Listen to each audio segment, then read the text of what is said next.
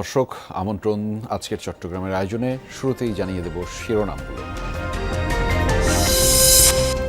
ঈদের ছুটি শেষে দলে দলে কর্মস্থলে ফিরছে মানুষ, চিরচেনা রূপে ফিরতে শুরু করেছে বন্দর নগরী। জব করে যেহেতু আমাদের একটা দায়িত্ব আছে, তো সেই হিসেবে আমাদের আসতেই হচ্ছে। ঈদটাও পরিবারের সাথে কাটাতে হয়, ঈদের ছুটি শেষে আমাদের অবশ্যই কাজে ফিরতে হবে। চট্টগ্রামে বাস চাপায় প্রাণ গেছে মোটরসাইকেল আরোহী বাবা ছেলের। বিক্ষুব্ধ জনতার বাসে আগুন, চালক আটক। ড্রাইভার মাতাল ছিল, মানে ঘুমন্ত অবস্থায় ছিল। রানিংও দায়িত্বে বইলে প্রথম ডিএন সিএনজিরে সাপ দিয়ে ফেলাই দিয়ে দুলওয়ান সিএনজির মানুষ দুঃখই সিএনজি উল্টে গিয়ে। বন্দরনগরীর একটি আবাসিক হোটেল থেকে স্বামী স্ত্রীর মরদেহ উদ্ধার। পারিবারিক কলহের জের, ধারণার স্বজনদের। খতিয়ে দেখছে পুলিশ। প্রাথমিকভাবে ধারণা করছি যে তারা স্বামী স্ত্রীর মধ্যে মনোমালিন্য, পারিবারিক বিরোধ, হতাশা, বিভিন্ন কারণে তারা আত্মহত্যা করে থাকতে পারে।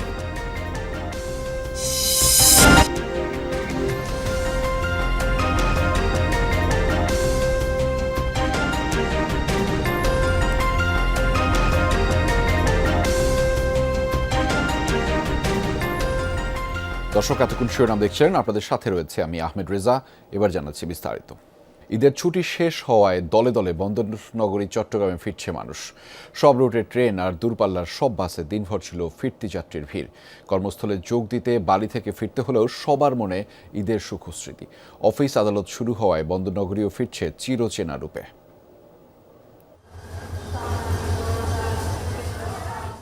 আগের দুদিনের মতো সোমবার সকাল থেকে চট্টগ্রাম রেল স্টেশনের চিত্র দেখা গেছে এমন। ঈদ করতে বাড়ি যাওয়া মানুষ ফিরছে দলে দলে। জামালপুর থেকে আসা ট্রেন ৩ ঘন্টা দেরি করায় ভোগান্তিতে পড়েন ট্রেনটির যাত্রীরা। জামালপুর পর্যন্ত রুট বাড়ানো হয়েছে, প্রয়োজনে যদি ওটা ক্যান্সেল করা লাগে করে দেবে। আগে এই ট্রেনটা খুব ভালো ছিল। আমাদের আজকে অফিস খোলা, 8টায় উপস্থিত থাকার কথা, এখন আমাদের বাজে এখানে 10টা, যাইতে যাইতে আরও 2 ঘন্টা লাগবে। এটা আমাদের জন্য এই যে অফিস থেকে আমরা আজকে অ্যাবসেন্ট। আমরা কি দেশের নাগরিক, কোনো সুযোগ সুবিধা কোনো নাই। 9টা ট্রেন আসে 5 ঘন্টা 6 ঘন্টা পরে। অফিস আদালত খুলেছে, পরিবার পরিজন নিয়ে ফিরতে হচ্ছে কর্মস্থলে। তবে সবার মনেই বাড়িতে ঈদ করতে পারার সুখস্মৃতি।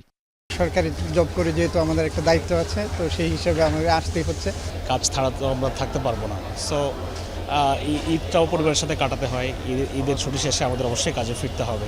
হ্যাপিনেস থেকে আবার ওই কর্মস্থলে বোরিং লাইফে ফিরে যেতে হয়, টায়ার্ডিং লাইফে। এটাও সুন্দর হয়েছে আলহামদুলিল্লাহ, এবং আবার কর্মসংস্থানে ফিরে আসছি ভালোভাবে, ইনশাল্লাহ আবার কাজ শুরু করে দিব।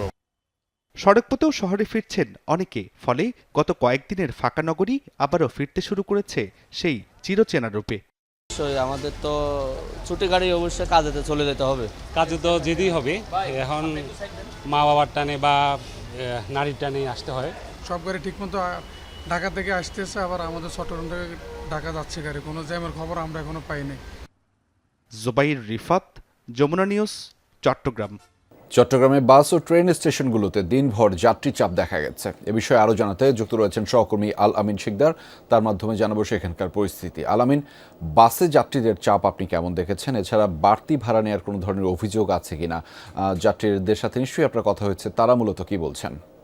দিকে আর কর্মস্থলে ফেরার জন্য মানুষের যে শহরমুখী যে চাপ, সেটা দেখানোর জন্য কিন্তু আমরা এই মুহূর্তে রয়েছি চট্টগ্রামের যে সিটি গেট, অর্থাৎ চট্টগ্রামের প্রবেশ গেট যেটিকে বলা হয়, সেই সিটি গেটে আমরা দেখতে পাচ্ছি দেশের বিভিন্ন অঞ্চল থেকে দূরপাল্লার যে বাসগুলো রয়েছে সেই বাসগুলো এখানে দাঁড়াতে শুরু করেছে, এবং যাত্রীরা সেখান থেকে আমরা যদি একটু দেখাই যে ঈদের ছুটি, সেই ছুটি কাটিয়ে আবার যে কর্মস্থল, সেই কর্মস্থলে ফিরতে শুরু করেছে।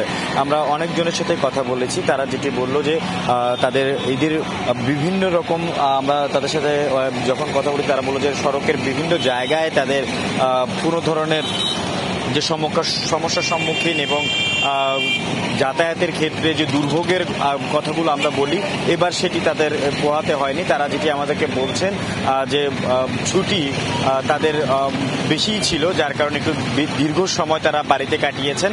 আরও অনেক কেউ যেটা বললেন যে ছুটি আরও কয়েকদিন বাকি রয়েছে, তার আগেই অন্তত যে ভিড়, সেই ভিড় এড়ানোর জন্য একটু আগেভাগেই তারা চলে এসেছেন। অন্তত চট্টগ্রাম শহরে এসে একদিন একটু বিশ্রাম নিয়ে যেন আবার কাজে যোগ দিতে পারেন, এমনটাই কিন্তু তারা বলছেন। তবে যাতায়াতের ক্ষেত্রে সড়ক পথে তাদের কোথাও কোনো ভোগান্তিতে পড়তে হয়নি, এমন চিত্রই কিন্তু আমরাও দেখেছি এবং যারা আসছেন তারাও একই বক্তব্য দিয়েছেন। যদিও আমরা ট্রেনে যারা আসছেন সে সকল যাত্রীদের সাথে কথা বলে এবং ট্রেনের যে সময়সূচি সেটি দেখে গতকাল থেকে দেখলাম যে ট্রেনের কয়েকটি শিডিউল বিপর্যয়ের ঘটনা ঘটেছে, যেটি মহানগর প্রভাতী যেটি 2টায় আসার কথা, দুপুর 2টায় ঢাকা থেকে ছেড়ে চট্টগ্রামে দুপুর 2টায় পৌঁছানোর কথা, সেটি কিন্তু 3:40 এসে পৌঁছেছে। এই যে ট্রেনের শিডিউলে কিছুটা আমরা দেখছি যে ভোগান্তিতে যাত্রীরা পড়েছেন, কারণ তাদের যে সঠিক সময়, সে সঠিক সময় তারা পৌঁছাতে পারেননি। বিভিন্ন স্টেশনে তাদেরকে একটু সময় বেশি লেগেছে। তবে সব মিলিয়ে এবারে যে কর্মস্থলে ফেরার ক্ষেত্রে তাদের যে যাত্রা, সেই যাত্রায় কোনো ধরনের ভোগান্তিতে পড়তে হয়নি, নির্বিঘ্ন একটি যাত্রা তারা করেছে। রেজা, সেই খবরের বিস্তারিত আপনার মাধ্যমে জানছিলাম। ধন্যবাদ আল আমিন শিকদার আমাদের সাথে যুক্ত হবার জন্য। চট্টগ্রামের ফটিকছড়িতে দ্রুতগামী বাসের চাপায় নিহত হয়েছে মোটরসাইকেল আরোহী বাবা এবং ছেলে। সকালে মর্মান্তিক এই দুর্ঘটনার পর বাসে অগ্নিসংযোগ এবং সড়ক অবরোধ ও বিক্ষোভ করে ক্ষুব্ধ জনতা। ঘণ্টাখানেক যান চলাচল বন্ধও থাকে। বাস চালককে আটক করেছে পুলিশ।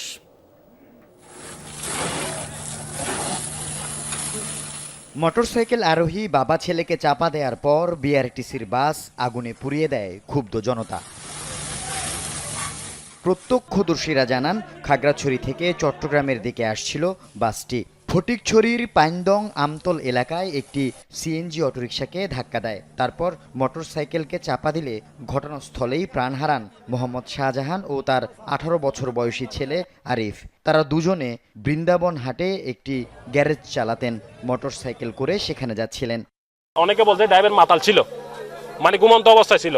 এখানে বিক্ষুব্ধ জনতা বাসে আগুন দিয়েছে। কষ্টার নাই যে উত্তর মিকে তুল খুব রানিংও দাইছি পড়লে প্রথম দুই সিএনজিরে সাপ দিয়ে ফেলাই দিয়ে দুলুয়ান সিএনজির মানুষ দুঃখই সিএনজি উল্টে গিয়ে।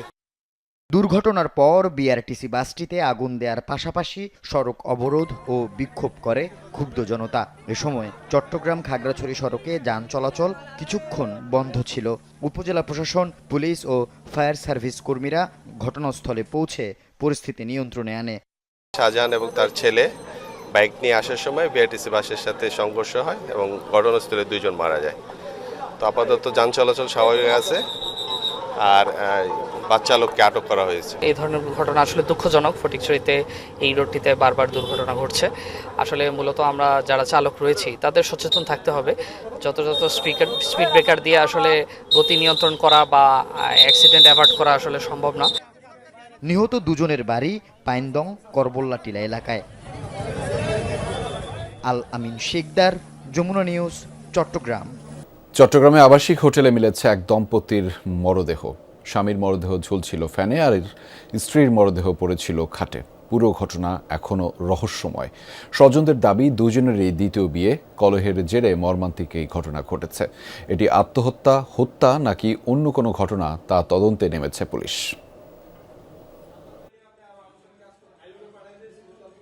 রোববার বিকাল 3টার দিকে ফয়েজলেক এলাকার রয়্যাল পার্ক আবাসিক হোটেলে প্রবেশ করেন রিপন ও তার স্ত্রী সোনিয়া। হোটেল কর্মীরা জানান, শনিবার একবার এসে রোববার সকালে চেক আউট করেন ওই দম্পতি। একই দিন বিকালে আবারও হোটেলে ফিরে আসেন। সোমবার সকাল 8টায় হোটেল কর্মীরা ডাকাডাকি করলেও ভেতর থেকে সাড়া না পেয়ে দরজা ভেঙে কক্ষে দেখতে পান স্বামীর মরদেহ ঝুলছে ফ্যানে, স্ত্রীর মরদেহ পড়ে আছে খাটে। স্বজনদের দাবি, রিপনের আরেকটি সংসার আছে। বছরখানেক আগে সোনিয়াকে বিয়ে করলেও তাকে স্ত্রীর পূর্ণ মর্যাদা দেয়া নিয়ে তৈরি হয় বিরোধ, যা চরম অশান্তিতে রূপ নেয়। সেই কলহের জের ধরে এই পরিণতি বলে সন্দেহ তাদের।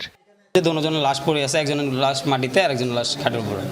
যে আমার বোনের মুখ দিয়ে ফেনা টেনা বেরিয়ে আছে, চোখ মুখ ফুলে গেছে, মুখটুক ফুলে গেছে, আর রিপন লাশ মাটিতে পড়ে আছে। বিয়া করে একদিনও হের গরনি তারা না, হের দ্বিতীয় বউ আছে। আমার মেয়ে জানে না হের যে বউ আছে। সল্লাই আমার মেয়ের বিয়া করছে, করার পর যখন আমার মেয়ে জানতে পারতেছে বউ আছে, হের বউ হের লড়া তো মিতন কি বলবো। এখন আমাদের কথা হচ্ছে নাসিমা এগুলো জানে, কারণ ওকে নিয়ে তো সব সমস্যা। হোটেল কর্তৃপক্ষের দাবি, এই দম্পতি আগেও বেশ কয়েকবার এখানে থেকেছেন। এবারও তাদের আচরণে অস্বাভাবিক বা সন্দেহজনক কিছু নজরে পড়েনি। গত পরশুদিন ওনারা আসছে, আসার পর ওনারা আবার একটা থাকার পরে দেন চলে গেছে। সেম এই দিন আবার দুপুরবেলা 3টার দিকে ওনারা আসছে।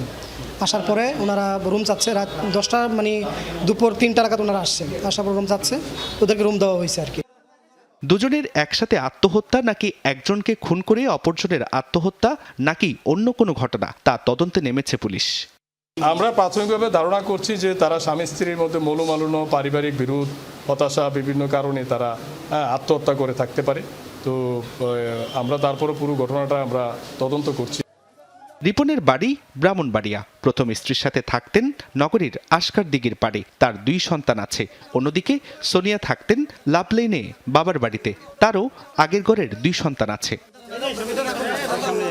জুবাইর রিফাত, যমুনা নিউজ, চট্টগ্রাম। চট্টগ্রামে আবারও ঝটিকা মিছিল করেছে নিষিদ্ধ ঘোষিত সংগঠন ছাত্রলীগের নেতাকর্মীরা। সকালে ওমরগনি AMES কলেজ ছাত্রলীগের নেতাকর্মীরা নাসিরাবাদ স্কুলের বিপরীত পাশ থেকে মিছিল বের করে GC মোড় প্রদক্ষিণ করে। মিছিলের একাধিক ভিডিও সামাজিক যোগাযোগ মাধ্যমে ছড়িয়ে পড়েছে। মিছিলের সামনে ব্যানারে দেখা গেছে ছাত্রলীগের নেতাকর্মীরা তাদের দলের এবং সাবেক প্রধানমন্ত্রীর নামে স্লোগান দেন। কয়েকদিন পর পর নিষিদ্ধ সংগঠন মিছিল করায় পুলিশের ভূমিকা নিয়ে প্রশ্ন তুলেছেন বিভিন্ন রাজনৈতিক দলের নেতাকর্মীরা। তবে দ্রুত ব্যবস্থা নেওয়ার কথা বলছে CMP।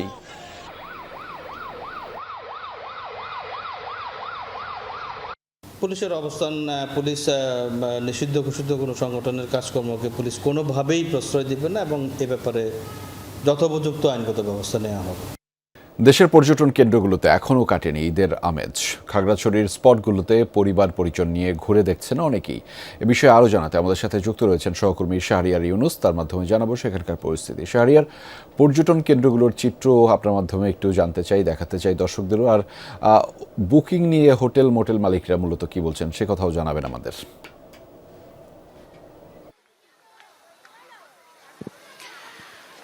ঈদের ছুটি শেষ হলেও পাহাড়ে পর্যটকদের সমাগম, ভিড় বিচরণ এখনও কমেনি। সেটা আমরা খাগড়াছড়ির বেশ কয়েকটি পর্যটন ঘুরে সেটি দেখতে পেয়েছি। আমি আপনাকে যেই জায়গাটি দেখানোর চেষ্টা করছি সেটি হচ্ছে খাগড়াছড়ির প্রধান পর্যটন কেন্দ্র আলুটিলা।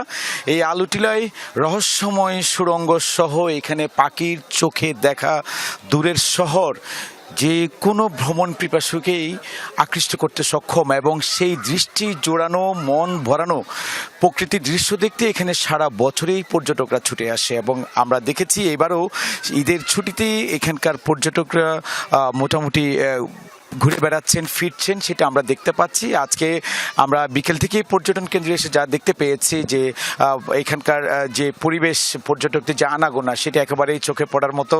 এবং পর্যটন এই আলুটিলা কেন্দ্রের যারা পর্যটন কেন্দ্রের যারা দায়িত্বে রয়েছেন তারাও আমাদেরকে বলছেন যে গত এই 2 থেকে 3 দিন ধরে যে পর্যটকদের ভিড় সেটি তাদের কিছুটা মন্দাভাব কাটিয়ে তুলতে পেরেছে এবং পর্যটকদের যে আনাগোনা তাতে তারা বেশ খুশি, সেটা আমাদেরকে জানিয়েছেন। আমরা আপনাকে একটু দেখাতে চাই যে এখানে দেশের বিভিন্ন প্রান্ত থেকে পর্যটকরা ছুটে আসছেন। একটু কথা বলতে চাই যে এখানে আপনি এই যে পর্যটক হিসেবে কোত্থেকে আসছেন, কোন জায়গায় এগুলো ঘুরলেন, কেমন লাগছে? আমি আসছি যশোর থেকে, গেছিলাম সাজেক, ওইখান থেকে এখানে আসলাম। খুবই ভালো লাগতেছে, ওয়েদারটাও সুন্দর, খুবই ভালো লাগছে। আমরা এই দেখতে পাচ্ছেন যে এখানে দেশের বিভিন্ন প্রান্ত থেকে এখানে পর্যটকরা এসছে এবং আমি একটু আগে যে পর্যটকের সাথে ঘুরে এসেছেন, তিনি পাহাড়ের যে প্রকৃতির প্রেমে পড়েছেন সেটা আমরা তার কথাই বুঝতে পেরেছি। এবার আমরা অন্য একজন পর্যটকের সাথে কথা বলতে চাই যিনি ইতিমধ্যে ঈদের ছুটি এখানে পাহাড়ে কাটিয়েছেন। একটু জানতে চাইবো আপনার কাছে যে পাহাড়ে এসেছেন, এটিকে আপনার প্রথমবার আসা এবং কি কোন কোন জায়গা আপনি দেখেছেন? হ্যাঁ, আমরা এখানে প্রথমবার আসছি। আমরা এখানে আলুটিলা এখানে আসছি। এখন আবার অন্য সাজেকে যাব আল্লাহ কালকে। অনেক ভালো। কোথেকে এসেছেন এবং কোন কোন জায়গায় ঘুরেছেন? আমরা লক্ষ্মীপুর রামগঞ্জ থেকে এসেছি। লক্ষ্মীপুর আপনি ইতিমধ্যে শুনতে পেয়েছেন যে এখানে আসলে দেশের বিভিন্ন প্রান্ত থেকে এখানে পর্যটকরা ছুটে এসেছেন। তারা খাগড়াছড়ির নৈসর্গিক সৌন্দর্য দেখার পাশাপাশি রাঙামাটির যে সাজেক তার যাতায়াতের একমাত্র প্রবেশস্থল হচ্ছে খাগড়াছড়ি। সেটি এখান থেকে ভ্রমণ করে খাগড়াছড়ির বিভিন্ন দর্শনীয় স্থান ঘুরে অনেকে সাজেক যাবেন, আবার সাজেক থেকে যে সকল পর্যটক খাগড়াছড়ি হয়ে বিভিন্ন প্রান্তে ফিরবেন তারাও কিন্তু খাগড়াছড়ির বিনোদন কেন্দ্রগুলো দেখে নেবেন। এখানে রহস্যময় সুড়ঙ্গ, আলুটিলা, রিসাংঝর্ণা, দেবতা পুকুর সহ এবং খাগড়াছড়ি যে পার্বত্য জেলা পরিষদ পার্ক রয়েছে সবকটি বিনোদন কেন্দ্রে কিন্তু এবার বেশ ভালো ব্যবসা করেছে এবং হোটেল মোটেলও কিন্তু বেশ বুকিং, সেটা আমরা সংশ্লিষ্টদের কাছ থেকে জানতে পেরেছি। রেজা, সেই খবরের বিস্তারিত আপনার মাধ্যমে জানছিলাম। ধন্যবাদ শাহরিয়ার আমাদের সাথে যুক্ত হবার জন্য। কক্সবাজার সমুদ্র সৈকতে গোসলে নেমে নিখোঁজ পর্যটকের মরদেহ উদ্ধার করা হয়েছে। ভোর 5:30 নাগাদ নাজিরার টেক এলাকা থেকে ভাসমান অবস্থায় মরদেহটি উদ্ধার করা হয়। সিসেফ লাইফগার্ডের সদস্যরা জানিয়েছেন, রোববার বেলা 11:30টার দিকে সমুদ্র সৈকতের জলতরঙ্গ রিসোর্ট এলাকায় আবির ও ফাহিম নামে দুই বন্ধু গোসলে নামেন। এক পর্যায়ে বড় একটি ঢেউ এলে দুজনে বিচ্ছিন্ন হয়ে পড়ে। এ সময় লাইফগার্ড সদস্যদের খবর দিলে তারা ফাহিমকে উদ্ধার করতে পারলেও নিখোঁজ ছিলেন আবির। খোঁজাখুঁজির এক পর্যায়ে পরিবারের সদস্যরা আজ ভোর 5:30 নাগাদ তার ভাসমান মরদেহ দেখতে পেয়ে প্রশাসনকে খবর দেয়। পরে লাইফগার্ডের সদস্যরা এসে মরদেহ উদ্ধার করে। মরদেহ ময়না তদন্ত শেষে পরিবারের কাছে হস্তান্তর করা হবে। দর্শক, এই ছিল আজকের চট্টগ্রামের আয়োজনে। এতক্ষণ সাথে থাকার জন্য আপনাদের সবাইকে ধন্যবাদ।